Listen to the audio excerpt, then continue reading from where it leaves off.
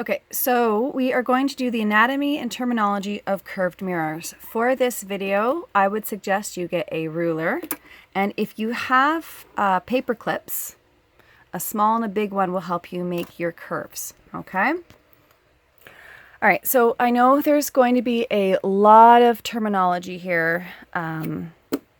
It's just how the way it goes. All right, so the first thing we're going to do is talk about the principal axis. This is a straight line.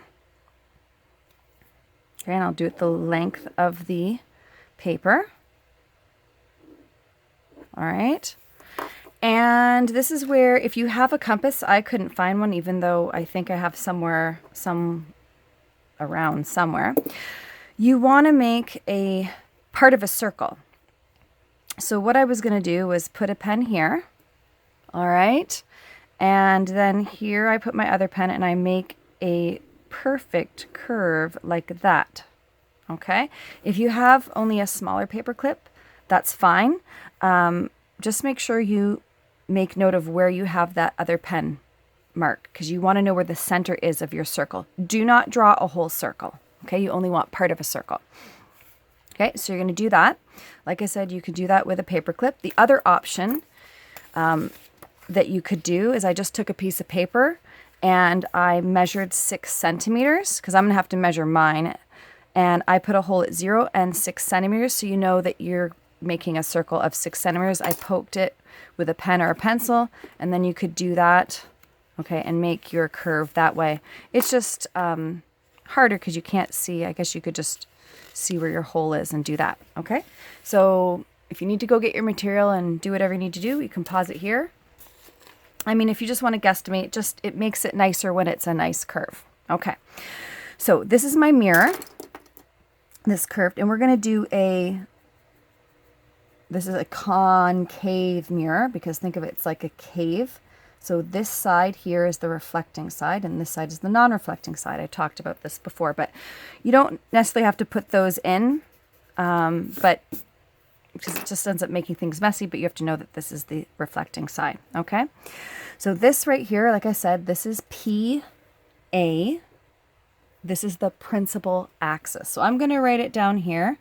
And really what that is, principal axis, okay,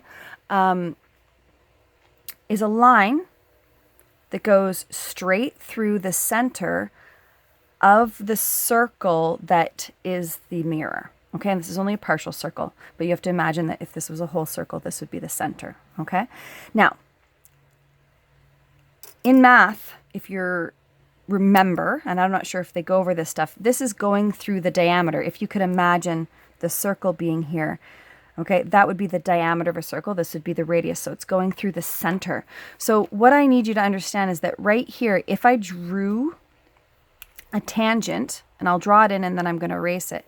If I drew a tangent here, a tangent is a line that touches a curve just at one point. It doesn't cross it. If you can see, it just barely touches it. So what's happening is this line right here is actually perpendicular to the surface, okay? And that's important because essentially that's the normal at that spot. Now, the normal for a circle is not the same everywhere. Like if we had a straight line, this is the normal, this is the normal, they're all parallel. Here, the normal actually curves around. So this would be the normal at this location. This would be the normal at this location. I'm doing this in pencil just to show you. This would be the normal in this location. And then we'd have our perpendicular, our tangents right there. Okay, so that's a little bit extra, but it's really nice to know because it makes understanding better. Okay, so the principal axis is a line that goes straight through the center and hits the surface at 90 degrees. Okay, hits the circle at 90 degrees. So I can write that down there. You can get it out of your textbook. But I'm just going to keep this here and keep track of what I want to define. And then I'll move it up so you guys can copy. All right. Okay, so that's the principal axis. So right here, this is C. This is the center. Okay.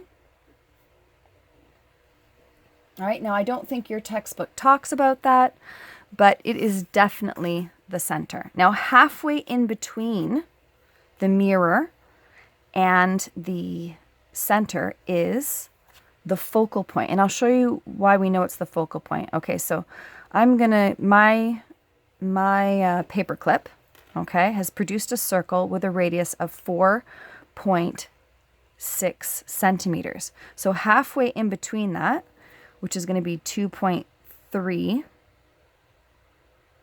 okay, is the focal point or the primary focus, okay? So again, that's F, that is the focal point. And then we talk about distance from the mirror in terms of multiples of focal length.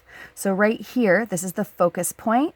The distance from the mirror is called the focal length. So capital F is for the point. We usually use a script F for the focal length, okay? All right, so now what we usually do is, just to let you know, we talk about distances in terms of focal lengths. So I could do, this would be 2 times the focal length, or some people say 2F. I like the script F. I think that's what we do in physics, but it can be a capital F, I guess, if you want.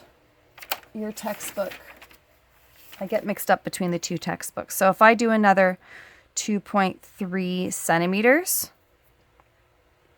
okay, this would be 3 focal lengths away from the mirror, and so on and so on. You don't have to keep doing these, but when we start putting objects here, this is when we use these to determine distances. So the center, the focal point, the focal length, the principal axis. All right. Now, what happens to light rays when they come in and hit this mirror? If you've ever played with a magnifying glass outside, you'll know that all the light comes through the sun, from the sun, comes through your lens and focuses on a point.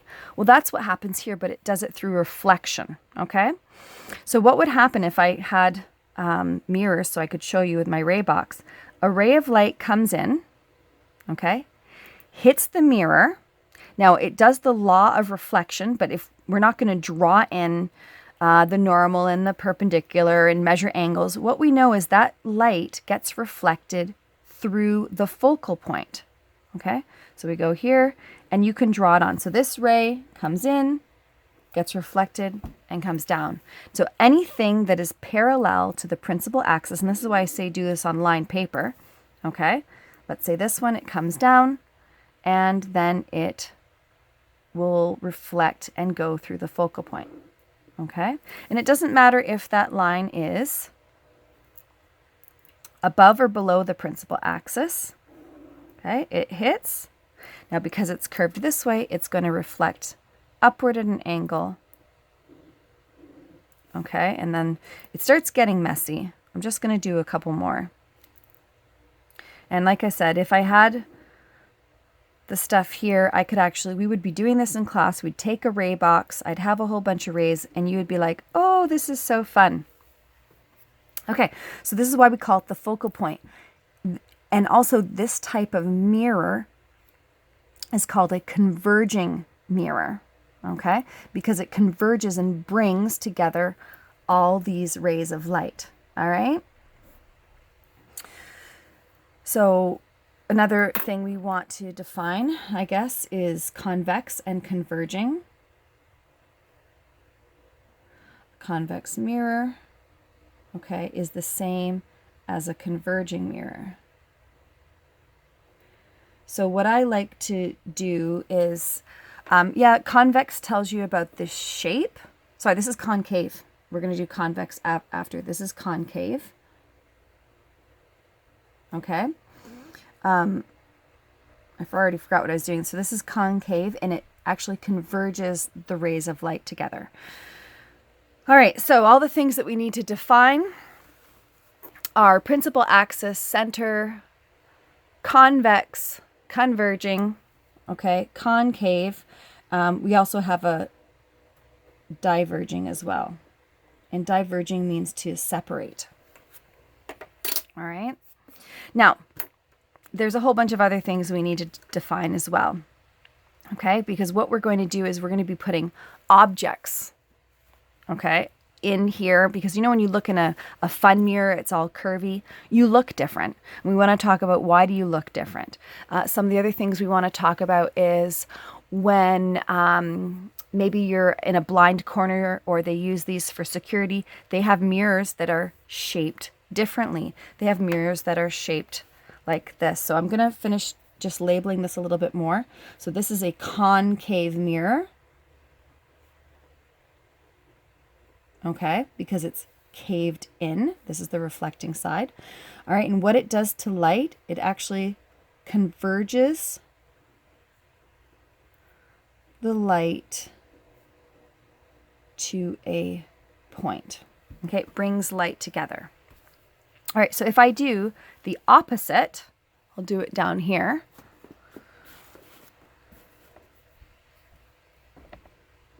I'll do it down below my terms. See if I can get that in there. Okay, so if I do it down here, and I'll do maybe a different size paper clip just so that we can see that.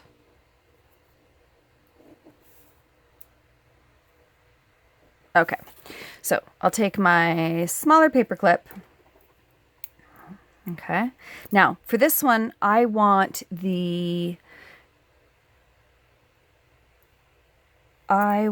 to make it a convex. So I'm going to do here, and I'm going to move the blue one. I don't know if you guys can see the difference between my blue and my purple. And I'm going to make a dot right there so I can find my center of my circle. And if you find I'm talking too slow, you can just speed up my video. Since my mom consistently tells me that I talk too fast, you guys can always speed me up. Okay, so here we go. There's the center. And if I measure along my principal axis, ooh, that's almost exactly 3 centimeters. It's not. It is 2.9. So that's going to make it difficult. So 1.45, somewhere there. All right, and you'll notice that now you're like, Ms. Gork, that's so weird. Okay. Because you have the center here. Well, that's right. Okay, so what happens is we're going to talk about how we talked about virtual the other day. I'm going to draw some rays of light. So they're still going to come in, okay, parallel to my principal axis. But what happens here is it gets reflected, okay, and it appears to come from this point. So what we do is when we draw it, so you take your ruler, you draw it, you stop it at the mirror. Okay, remember this side is the reflecting surface. This is convex, or it's a diverging mirror. All right, and then I'm going to put it here. I'm going to line up the point where it hit the mirror to the focal point. And that tells me the direction that the ray will be reflected in. But what my eye thinks is it comes back from this focal point. Okay, so in here, gets reflected. And you can do that again and again. I'll do one down below. You guys can see that, right? And you can't talk to me, so you know. Here we go. Okay, so there's a ray of light coming again, parallel to my principal axis. It gets reflected to appear it comes from, so I do a draw line because the ray is not there. Okay, but my eye believes it to be. So this is when we talk about virtual images, because these rays are not here. I guess they're virtual rays. It's just where our eye thinks the light is coming from. And you can keep doing this if you want. It's kind of fun. And it's going to be a hot and muggy one out there today whenever you decide to do this. Maybe some of you lucky people have pools. I don't know. Okay. All right, and splash pads and places are opening. So there'll hopefully be a place to cool off. Oops, I forgot to draw that one there. So I'm going to draw this one, and there we go. Dotted line, I forgot to draw this one. And actually, even if you want, you can draw them beyond, but I don't usually. Okay, so this is where our eye actually thinks the light's coming from, and it's radiating out. Okay, now, what I want to talk about is, and if I can look at both of these at the same time. Okay, so this is a convex mirror. But see, I really get used to calling them by what they do to the rays. It diverges the rays of light. It spreads them apart. So if you look at these reflected rays, they're spread apart from each other, okay? If you look at the ones up here, they come in straight and they converge. They're brought together, okay? So that's what defines the two different mirrors, all right? And what we want to do is we want to figure out what happens to images. Why do we look funny in a mirror? Why on your side mirror of your car, why does it say that images may seem closer than they actually appear? Also, if I was talking about security mirrors in stores, they often use mirrors like this one, okay? Everything seems smaller and you can actually see more of the room. And so that's what we want to talk about. Why does it seem like that? All right. So I'll pause. I'll fill these in because just so you don't have to go through me talking about them. And I've kind of run into this. And then I will zoom in so you can copy those. Okay. Okay. So principal axis, it's the line that goes through the center of the circle. And I put quotes because it's not really a circle. It's the curvature of the mirror, the center of the curvature of the mirror. Okay, and you're seeing, and I can't point there, right? The center of the curvature of this mirror. All right, center is the center of the circle, or what I just said. It's if that mirror made a circle. The focus, or it's also sometimes called the principal focus, because we actually have primary and secondary focal points. Like I said, I don't know if your textbook goes to that, but that's how I usually taught it in physics. And so it's the point where all the light converges or appears to come from, because in a concave mirror, it does converge, and in a convex mirror, it just appears to come from that location. So that's why we kind of always have to put that double thing in there. All right. So convex mirror. Okay. If you want to say it's bulging out, it diverges the ray. Okay. And then concave mirror or converging mirror. All right, concave and converging.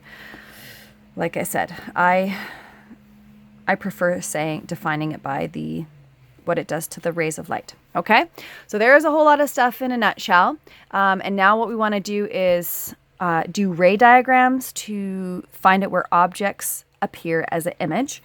And so again, there's a whole bunch of terms along with that. Okay, thank you.